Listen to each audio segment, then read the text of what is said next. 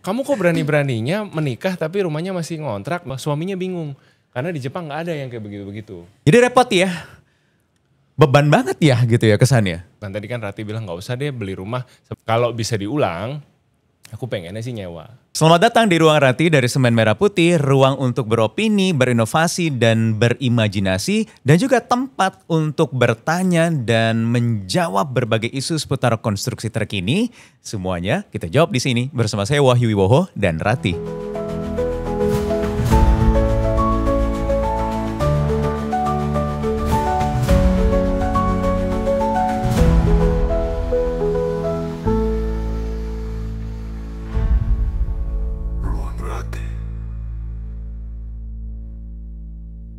Kok bisa sih Rati Gen Z punya rumah? Loh, emang kenapa dengan Gen Z beli rumah? Enggak, kan katanya banyak penelitian Gen Z itu gak mampu beli rumah. Gen Z yang mana dulu nih? Kita tuh bukan gak mampu sebenarnya, tapi gak mau aja gitu loh. Nggak mau, tapi ini punya gitu ya. Kalau saya beda. Apa bedanya? Kalau saya mau dan mampu. Ya. Oh, ini Gen Z yang agak beda ya. Iya. Ini Gen Z yang mampu dan mau beli rumah gitu. Betul. Jadi salah dong kalau banyak yang bilang, bahkan ada banyak penelitian yang bilang memang Gen Z itu nggak mampu beli rumah. Dibilangin gak percaya, kita tuh bukan gak punya uang, tapi kita tuh gak lihat value-nya aja untuk beli rumah tuh buat investasi. Udah deh, daripada debat gak jelas kayak gini, mending kita panggil aja deh teman Rati. Kak Samuel Ray.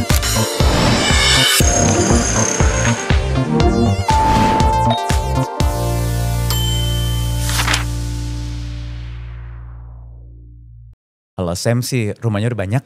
Aduh iya kayaknya ya. Amin. Bagi satu boleh kali ya. Mau lagi? Rumah Barbie boleh. Boleh dong. Oh iya ya, ternyata melihat value-nya juga akhirnya ya. Rati itu representasi Gen Z, Ray. Yang katanya itu nggak mampu beli rumah, nggak ada interestnya untuk punya atau berinvestasi di properti. Bener nggak sih? Kalau dibilang nggak mampu sebenarnya kita harus lihat data nih. Kan kalau bandingin data, mungkin data penghasilan kantoran dari zaman mungkin boomers dulu ya. Boomers, Gen X, Gen Y, Gen Z kan. Nah di zaman boomers sama zaman Gen Z sekarang itu kenaikan harga rumah tuh luar biasa Mas Wahyu. Kenaikan harga rumah itu saking cepatnya dia lebih cepat daripada kenaikan gaji kantoran. Yes. Jadi memang kalau secara data, kalau dibilang nggak mampu, ya sebenarnya kalau mengandalkan penghasilan kantoran aja emang agak susah. Karena nggak sepadan tuh kenaikannya, nggak sebanding. Kemarin tuh aku baca datanya, jadi tingkat kesulitannya tuh sekarang dibandingkan teman-teman boomers dulu, itu 2-3 kali lipat. 2-3 kali lipat lebih sulit ya? Untuk beli rumah, kalau dari kantoran aja. Oke, kalau untuk dari satu sumber revenue income gitu ya? Iya betul. Satu stream income gitu ya? Itu lebih sulit sekarang? Betul, makanya kan tadi Rati cerita kan banyak teman-teman Gen Z yang aduh gak cukup deh ngantor aja, aku punya side income apa nih, modeling kayak itu apa film yang kemarin tuh yang dia jadi model tangan, ya kan, jadi model tangan, terus pulang sekolah, pulang kantor ngapain lagi gitu kan, ada side job segala macam. Kayaknya itu realitanya Gen Z sekarang, ya nggak sih Rati? Bener banget. Jadi kalau kita ngandelin satu source doang tuh kayaknya akan sulit ya untuk beli rumah itu. Apalagi betul kata Kak Samuel tadi, harga rumah itu akan semakin melesat naiknya ya dibanding dengan gaji kita gitu kan. Jadi kalau dulu aku ngelihat rumah ya, Rati ngelihat rumah tuh kayak harganya masih di 1 M-an rasanya mahal ya. Aduh nabung dulu deh gitu kan. Pas tahun sekarang mau beli harganya udah 3 kali lipat gitu kan. Uangnya nggak cukup gitu kan. Iya. 1 M-an ada, cuman letaknya makin pinggir tuh. Iya, makin ke kan ujung pinggir tuh. Jakarta, sekarang pinggir mana lagi tuh, pinggir gitu kan. Ya jadi ya karena itu tadi ya. Kalau zaman dulu kita nabung, yang tua-tua itu generasi di atas nabung untuk beli rumah. Benar. Kalau sekarang nggak cukup nabung, bahkan mindsetnya tadi bukan nabung, tapi ya investasi nih, dapat banyak penghasilan, sumber income yang macam-macam, bahkan passive income. Tapi ada trennya juga nih, ini yang identik banget sama Gen Z. Gen Z itu kan katanya sangat memprioritaskan self reward ya. Self reward ya, oke. Iya nggak? Tersindir saya. Habisin dulu. Kalau tersindir itu berarti benar ya? Ada benernya. Ada benernya. Jadi ngopi sehari berapa kali gitu. Bahkan bukan ngopi. Handphone boba. Maca. Maca ya sekarang ya. Maca sehari berapa kali Rati coba? Mungkin 2-3 kali ya. Oh my God. 2-3 kali ya beneran ya? Mantesan seger banget ya hari ini ya. Kafeinnya udah cukup tuh dosisnya. Jadi ya memang konsumtif banget ya? Kalau dibilang konsumtif tuh gini aku ngelihatnya. Again ini juga kan kita secara masyarakat kan berprogres ya. Kita makin berkembang, makin kompleks masyarakatnya. Terus jenis-jenis produk lifestyle yang ada di pasaran juga makin bervariasi. Nah itu dia tuh. Jadi mau gak mau memang apa ya kalau dibilang distraction sih agak negatif ya. Cuman ya memang distraction gitu kan. Jadi lebih banyak dari zaman mungkin om-om dan tante yang zaman bapak, dulu. opa, oma kita dulu gitu ya. Bener kan zaman dulu kan mungkin hiburan ya apa ya. Weekend kita nonton deh. Layar gitu tancap kan. doang. Layar tancap gitu Zaman kan. dulu. Bener, kalau sekarang kan adalah meet and greet sama artis Korea. Adalah kita short trip deh ke Singapura weekend nonton konser gitu kan. Jadi memang akses untuk distraction ini makin gede. Jadi teman-teman Gen Z ini adalah kalau aku bilang ya generasi pertama yang mereka tuh harus memfilter begitu banyak informasi dan hiburan dan kalau dibilang godaan kesannya menggoda ya, cuman sebenarnya ya it is what it is gitu. Yang mereka harus filter itu lebih kenceng harusnya gitu ya dibandingin mungkin teman-teman yang lebih senior gitu. Katanya konsumtif banget nih untuk lifestyle bisa 30% sendiri dari gaji misalnya. Bisa jadi. Kalau yang dulu-dulu kan 30% ditabung ya buat investasi ya. Tapi ini di-spend aja dulu dan itu lifestyle. Betul. Bukan kebutuhan prioritas. Betul.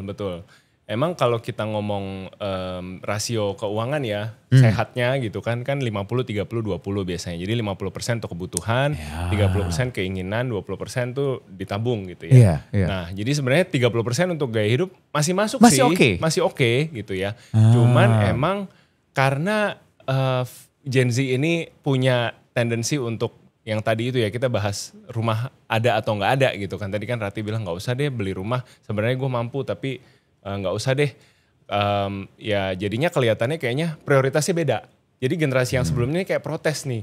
Iya. Protes, kamu kok bisa ke Singapura nonton konser tapi belum mulai nyicil rumah gitu kan. Kamu kok berani-beraninya menikah tapi rumahnya masih ngontrak misalkan. Gitu kan. Dan kontrak itu jadi lifestyle sekarang. Betul. Jadi punya banyak banget teman. Rati pasti juga punya banyak teman dong. Yes, Gen Z yang rumah kos aja deh, sewa aja deh. Bahkan udah berkeluarga. Ya banyak sih yang kayak gitu. Iya kan? Atau ya udah mendingan buat investasi yang lain.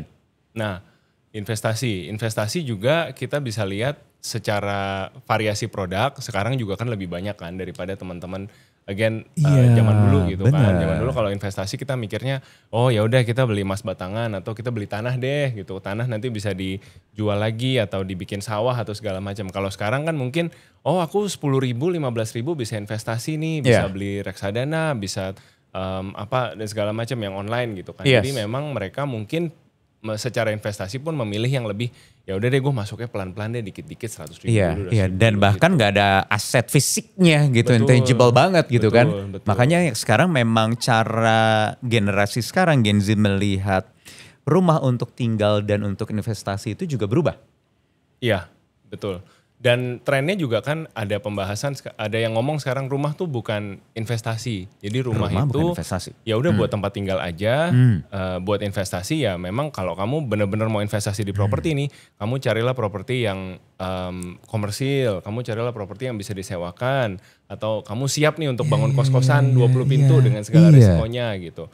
Nah jadi mindset shiftnya itu kalau mungkin angkatan boomers kan bilang, oh ya saya beli rumah tinggal, nanti pasti harganya naik, satu hari nanti saya bisa jual gitu kan. Tapi mungkin aku ngelihat late millennial sampai Gen Z lebih ke ya udah rumah itu kalau memang gue suka daerahnya, kalau memang gue pengen tinggal situ, I will make the sacrifice untuk mungkin belilah gitu. Kalau udah this is gonna be my forever home gitu kan. Aku mau besarin anak di sini, aku mau tinggal sampai hari tua di sini, oke aku beli. Tapi aku nggak mikir nanti harganya jadi berapa. Aku ya udah itu lihat nanti aja. Pokoknya aku suka daerahnya. Jadi it is matter of time aja nanti gitu kan. Jalan aja dulu gitu kan. Jadi rumah atau properti itu bukan cuma sekedar untuk living space, tapi ya udah nanti lihat aja nih bisa diapain aja. Iya, benar. Itu perbandingan sebenarnya dari generasi ke generasi. Benar. Mungkin aku lainnya? cerita dikit ya, aku kan milenial ya, Yes. kelahiran 89. Yap. Aku tuh masih yang termasuk, aku harus beli rumah. Karena papa mama mengharapkan aku punya rumah. Aku anak sulung, istriku juga sama-sama anak sulung. Jadi kami tuh masuk ke pernikahan dengan banyak ekspektasi the first gitu. The first in the family untuk menikah. The first in the family untuk punya rumah. Jadi kayak contohin. Jadi role model. Contohin dong buat adik-adiknya. Untuk keluarga adik-adik Bener, ya. gitu kan. Jadi kami tuh sebenarnya kalau dibilang apakah pada saat beli rumah yang sekarang aku tinggalin, kamu yakin banget lebih ke memenuhi ekspektasi orang tua sebenarnya. Jadi kayak orang tua supaya kita bisa kasih mereka rasa tenang, ya udah deh ini Samuel sama Claudia udah menikah, udah 3 tahun tinggal di Pondok Mertua Indah, udah cukup dong gitu ya. Keluarnya kapan nih keluar gitu. Ya udah kita keluar, akhirnya carilah rumah yang akhirnya kita beli dan kita tinggalin sekarang gitu. Tapi along the way kan dari punya rumah tuh masuk rumah tahun 2018 sampai sekarang 2018 masuk rumah, 2019 anakku lahir. Nah cari-cari sekolah ternyata dekat rumahku sekolahnya kurang sesuai lah dengan keinginan kami. Jadi sekarang tuh ke sekolah harus nyetir sekitar 30 menit. Terus kan habis itu anak makin gede, nah mulai tuh minta playdate sama temennya. Gitu kan sekolahnya di BSD, rumahku di Tangsel. Jadi ya masih Lumayan ya. oke lah satu area lah. Cuman iya. kayak aduh gue jadi harus ini nih jadi driver pribadi nih ceritanya. Pagi-pagi bangun bareng dia pagi-pagi jam 6 nganter dia ke sekolah. Habis nganter dia sekolah aku ya nge-gym apa segala macam sedikit. Terus ya nongkrong di situ. Nongkrong kadang di kafe kadang di mana. Jadi gak bisa pulang karena sayang tolnya gitu. Bolak-balik ya jadinya Bolak-balik kan. Habis itu sore anakku harus main dan segala macam. Jadi kita pulang sama dia sore. Kalau bisa diulang aku pengennya sih nyewa. Nah kalau bisa diulang. Kalau bisa diulang, pengennya nyewa loh. Nyewa. Jadi Berarti aku lepas yang sekarang nih yang di Tangsel, aku pindah deh ke BSD supaya dekat sama sekolah anakku. Gitu. jangan bilang-bilang nyewa nanti disewain sama Rati. Iya. Saya sewa hampir di berubah apartemen ini pikiran berapa? loh.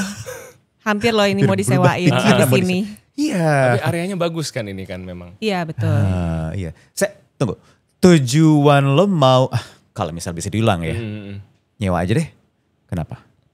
Karena akhirnya lifestyle-nya berubah Mas Wahyu. Bener, Aku yang lifestyle lagi. Tadinya merasa. Iya, karena jadi aku beli lifestyle. rumah di Tangsel itu karena alasan idealis lah. Aku besar di Bintaro, punya teman-teman heterogen. Jadi aku senang nih, di Bintaro nih ada orang Chinese, ada orang Batak, ada orang Jawa. Yep.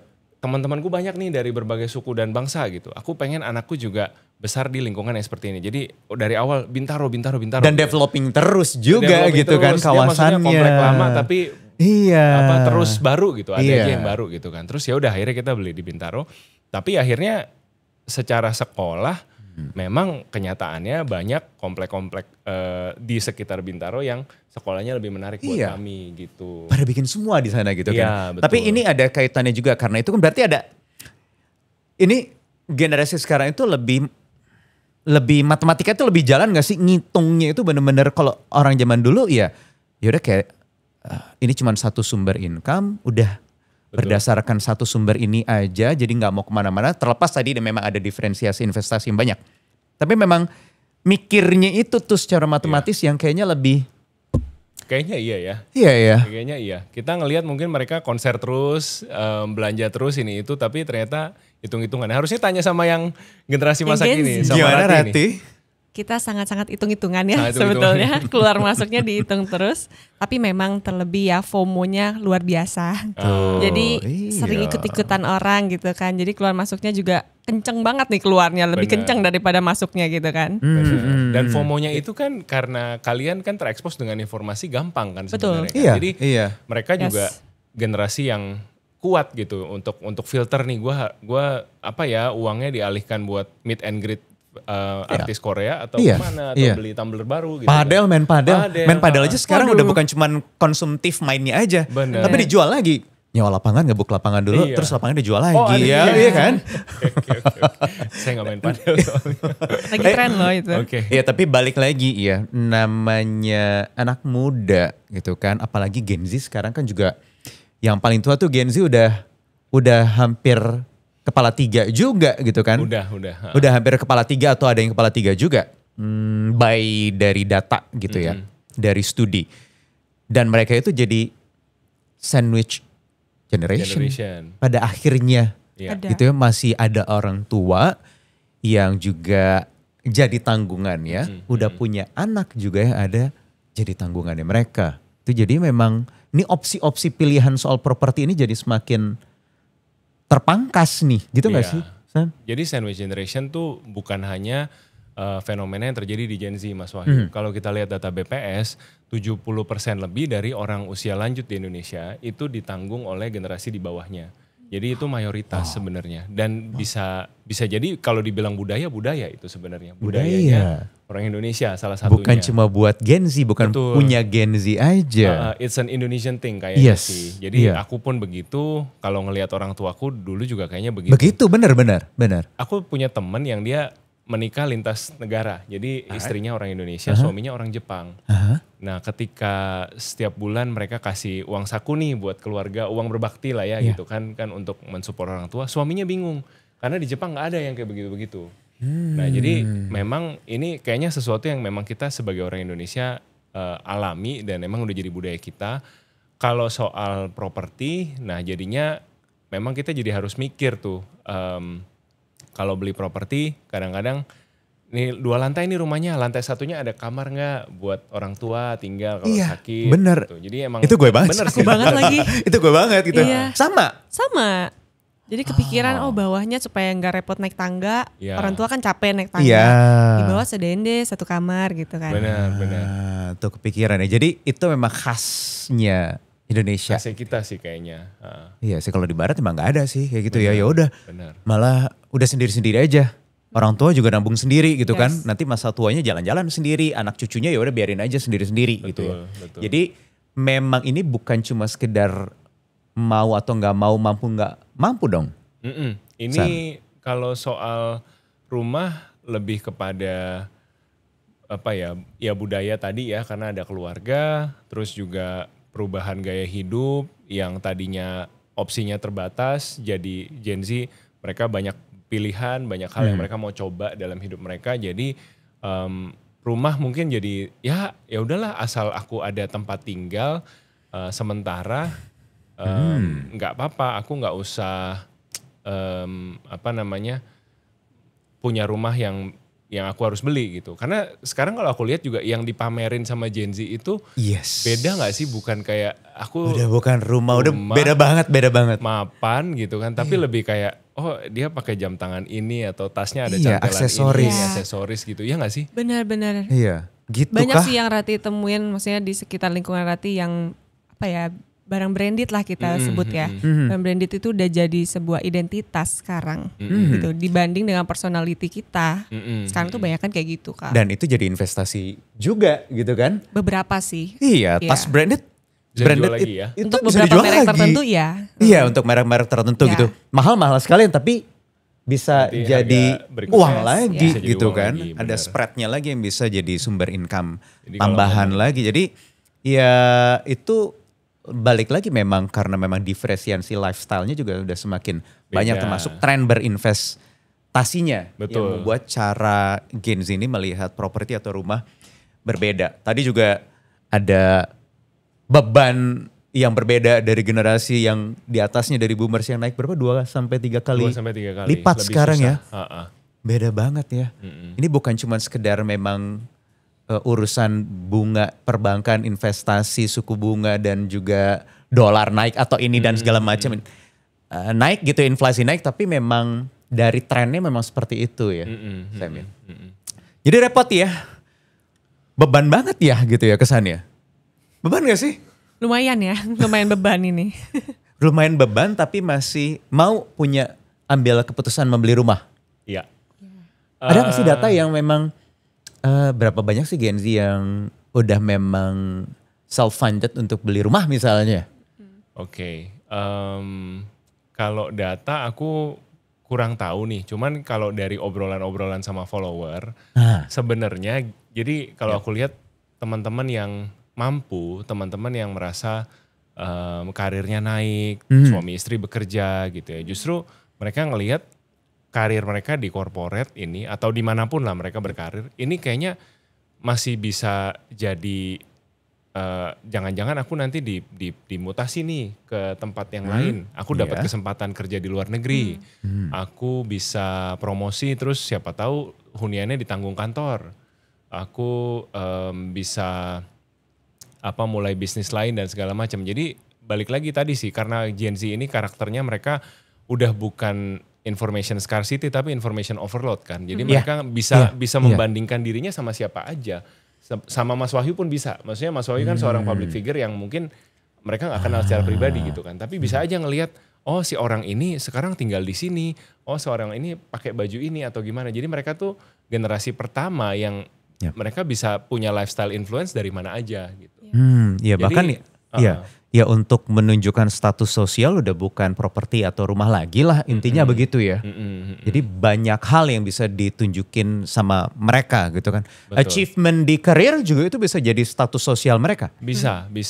Jadi teman-teman follower aku yang curhat, ya kok aku beli rumah dulu apa nunggu ya, karena aku kayaknya mau dipromosi nih tahun depan, jangan-jangan aku dipindah ke Singapura. Jangan-jangan aku pindah ke Surabaya nih tahun depan gitu. Kan kalau kayak gitu, kalau nggak kantor yang mindahin kan biasanya disewain. Iya. Atau emang dia aja pengen pindah kerjaan gitu ya.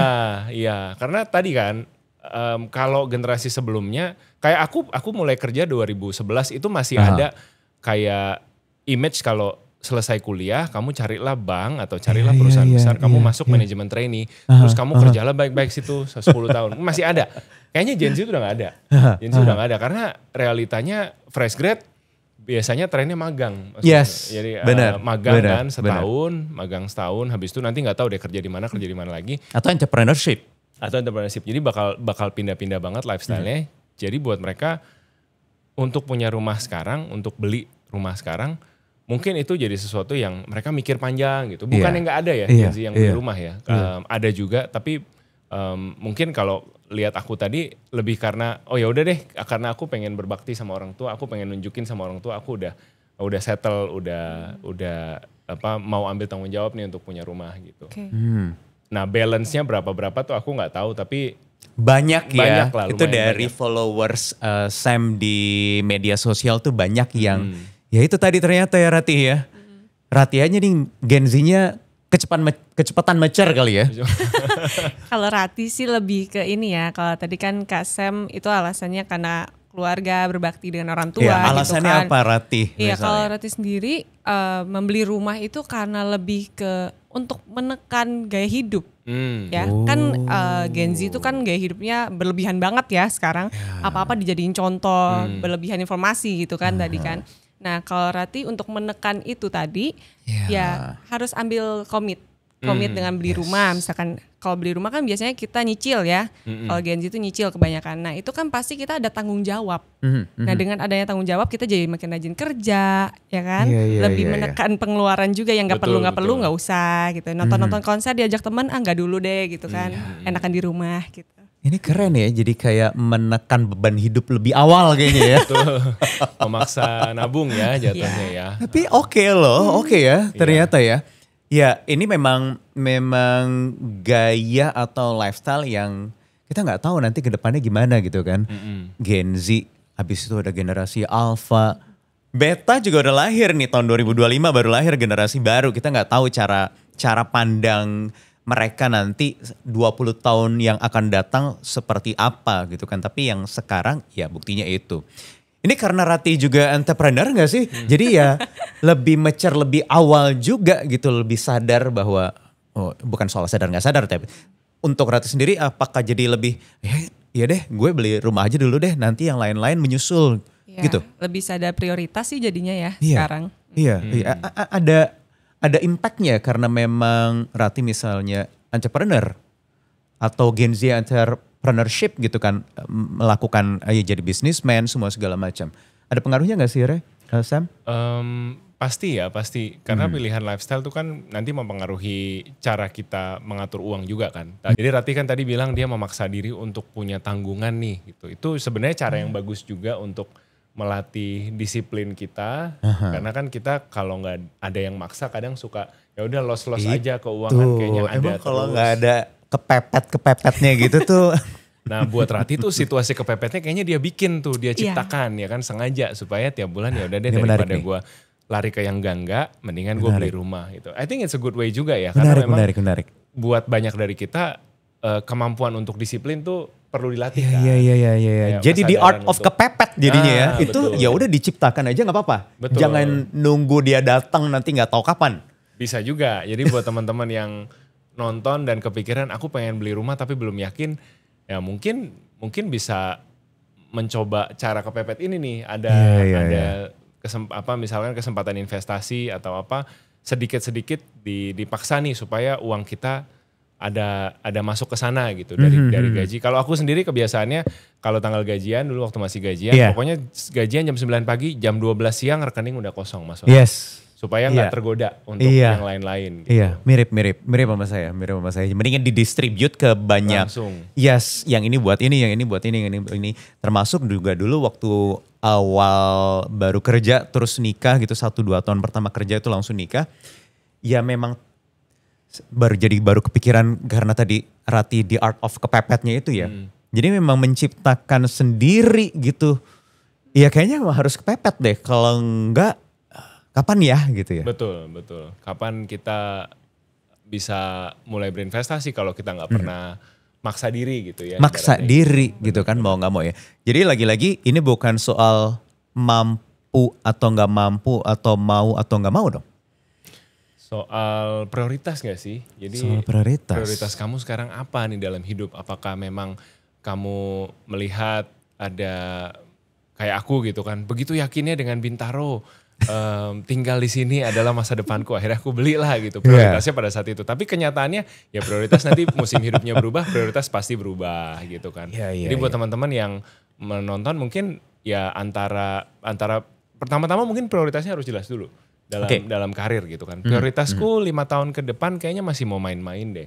Prioritasku 5 tahun ke depan kayaknya masih banyak hal-hal yang aku mau coba gitu dalam hidup. Meskipun aku juga mungkin dari tadi banyak cerita contoh aku ya.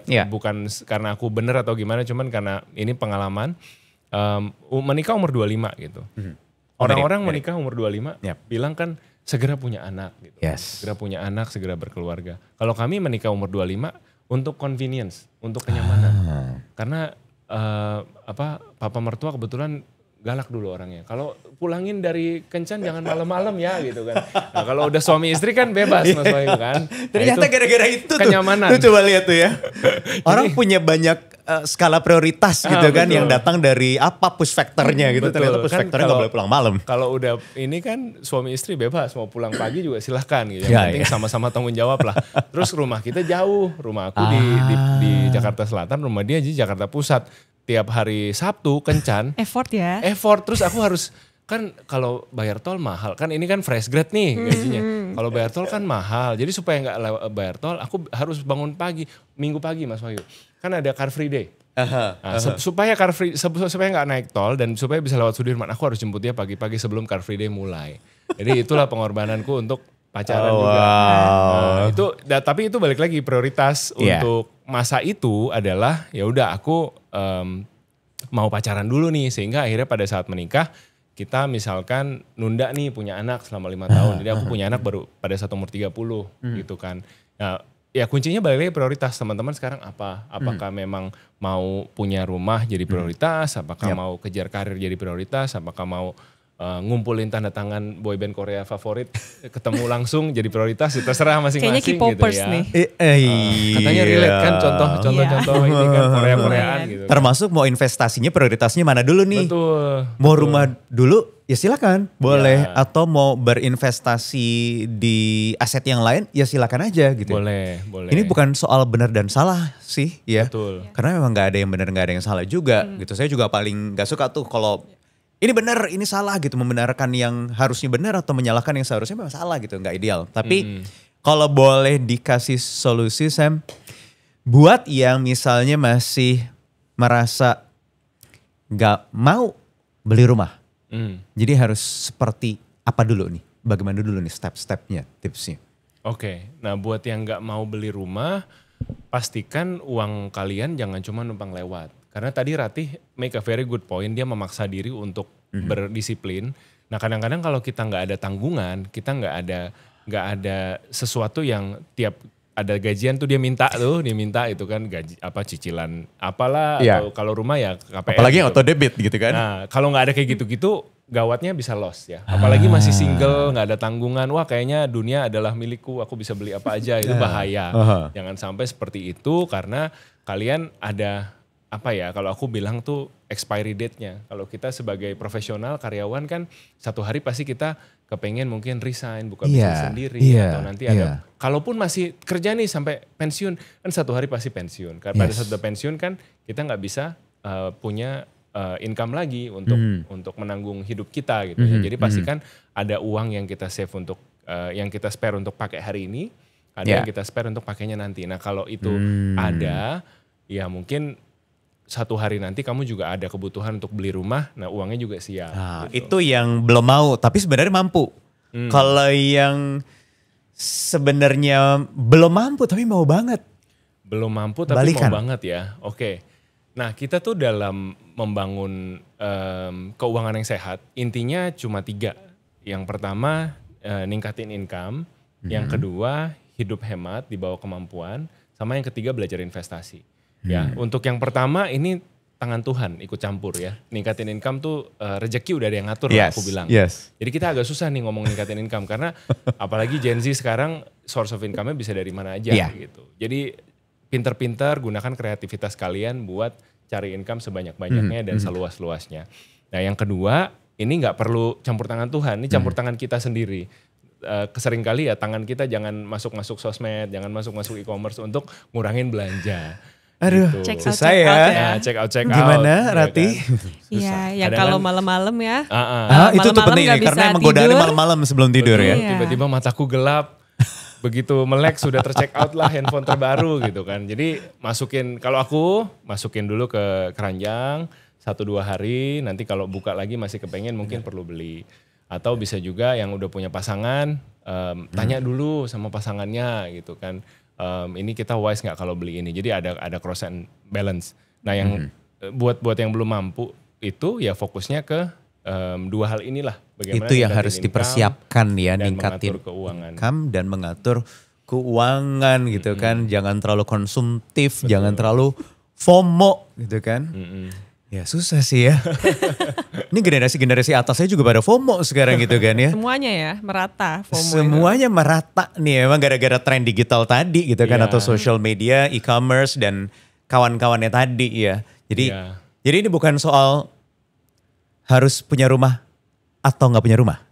Soal prioritas, Soal balik lagi ke prioritas. prioritas gaya hidup kita sekarang apa dan bagaimana kita bisa mengatur keuangan dengan oke lah gitu. Tidak usah terlalu hemat sekali sampai kita mau semua dipirit-pirit gitu ya, makan nasi putih sama kecap tiap hari gitu kan. Tapi juga jangan terlalu FOMO banget, apa aja diikutin gitu. Jadi kita mengaturnya dengan bijak. Kalau buat aku simpelnya kita punya yang sistem yang maksa tadi, yang Rati bilang tadi. Jadi tiap kali ada gaji masuk selalu udah ada tuh pos-pos keuangan yang kalian alokasian buat nyicil rumah, mungkin kalau ada yang mulai nyicil, investasi ke reksadana, beli saham atau apa gitu. Jadi semua udah dilakukan di tanggal gajian supaya sisa sepanjang bulannya, sisa 30 hari. Kalau aku tinggal megang uang operasional Mas Wahyu. Iya. Jadi kalau uang operasionalnya habis, ya udah, ya makan nasi pakai Terus kecap. bagi-bagi role sama istri gitu ya. Iya, Bagi-bagi role gitu kan supaya nggak kepake semua gitu kan. Benar, Jadi benar. ya enak sih, strategik ya jadinya ya. Benar, Kan kita juga jadi nggak perlu antisipasinya telat gitu. Jadi lebih dari awal act of kepepetnya tadi itu harus dihadirkan ya. Betul. Jadi harus ada urgency yang harus datang.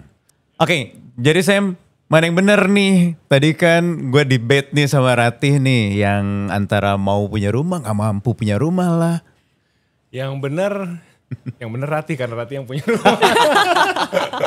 Gue lagi di rumahnya, lagi bertamu ya, masa nyalain tuan rumah. Itu jokes ya. Yang bener adalah balik lagi prioritas kamu sekarang apa gitu kan. Teman-teman yang nonton prioritasnya apakah kayak aku dulu, aku ya udah yang penting orang tua senang deh. Nggak peduli sih ini keputusannya sebenarnya secara finansial mungkin ada nih yang lebih cuan di tempat lain. Aku investasiin di koin apa atau di mana.